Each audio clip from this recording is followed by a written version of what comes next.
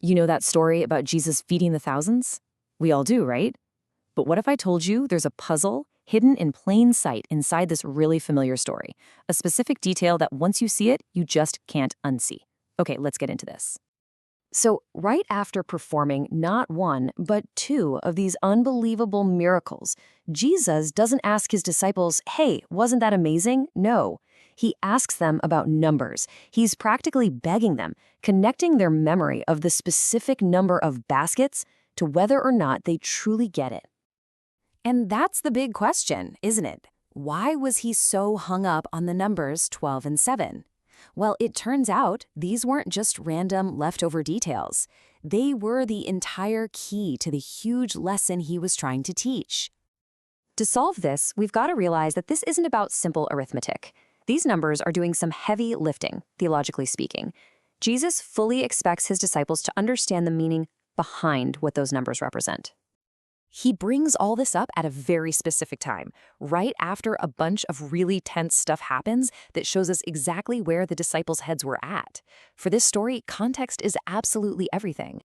So let's set the scene. They're all in a boat. The disciples are stressed out, and it's their anxiety over a simple physical problem that triggers this whole deep spiritual lesson from Jesus.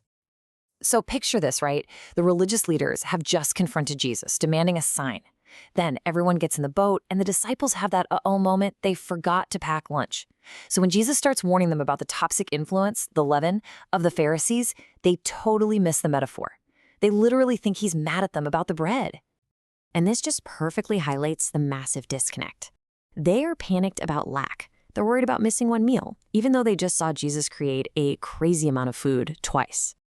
His question isn't just, hey, remember I can make food. It's more like, why are you guys still letting scarcity control your lives?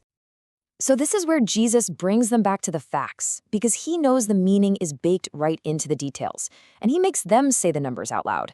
It's a classic teaching move, right? He's trying to get them to connect the dots for themselves. Now, this is where it gets really interesting. These were two totally separate events. The feeding of the 5,000, that happened in Jewish territory for a Jewish audience. The feeding of the 4,000, that was over in a Gentile region. And get this, it's not just the number of leftovers that's different. Even the Greek word used for basket is different in each story. I'm telling you, nothing here is an accident. All right, so let's break this down. The first miracle, 12 baskets of leftovers. For anyone in that Jewish crowd, the number 12 would have been like a giant flashing neon sign. It just screams the 12 tribes of Israel. It's the number that means wholeness for God's chosen people. So the message was loud and clear. The Messiah provides abundantly for all of Israel. No one is left out. There's more than enough. Okay, now let's jump to the second miracle and see how this all builds. This time, 7 baskets. In the Bible, the number 7 is another one of those big ones, and it usually signals a different kind of completeness, like a universal fulfillment. It often points beyond Israel to the whole of creation. So the point here is huge. This second miracle was a sign that God's provision overflows, reaching out even to the non-Jewish nations. But wait, there's more. The clues don't stop with the numbers. The final piece of the puzzle is found in the specific Greek words used for the baskets themselves, and it just reinforces the whole message perfectly. For that first miracle, the 12 baskets, the word is kolphinos. You can think of this as a small, personal lunch pail. It was the kind of little wicker basket an observant Jew might carry to keep their food ritually clean. It's a very specific, culturally Jewish detail. But for the second miracle, the 7 baskets, the word is spiris. Now this is a totally different thing. We're talking about a huge, heavy-duty hamper, like a giant basket used for hauling fish or grain. To give you some scale, this is the same kind of basket the Apostle Paul was lowered in to escape a city wall. So yeah, it was big. So you see how this all fits together so beautifully? 12 small, personal baskets for the 12 tribes of Israel, and 7 massive communal hampers for the nations, symbolizing a universal provision that just overflows all boundaries. And all of this brings us to the ultimate aha moment. The disciples had seen everything, but they just weren't getting the meaning. They didn't understand that the lesson was never really about the bread in the first place. They walked away with a pretty simple surface-level takeaway. Wow, Jesus can make a lot of food. But Jesus was aiming for something so much deeper, a complete rewiring of how they saw reality itself. This question from Matthew's account just says it all.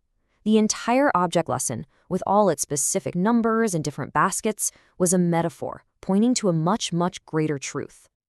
The real understanding was this: Jesus himself is the source of all provision. Therefore, scarcity is just an illusion. The kingdom of God operates on a principle of radical abundance, not a fear of not having enough. And that provision isn't limited by who you are or where you live. It's for Israel and it's for the nations. It's for everyone. You know, this ancient lesson really gets at a tension that is still so alive in us today. It's this constant battle between what we say we believe and how we actually live our lives. We know all the stories. We believe in miracles. We believe God provides. And yet, when we're faced with uncertainty, what's our gut instinct? So often it's to panic, to retreat into a mindset of scarcity.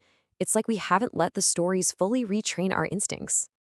And so Jesus' question echoes down all these years right to us. Do you still not understand? And it's not a harsh rebuke, really. It's an invitation to let the evidence of his faithfulness in the past completely reshape how we look at our fears in the present and how we look at our entire future.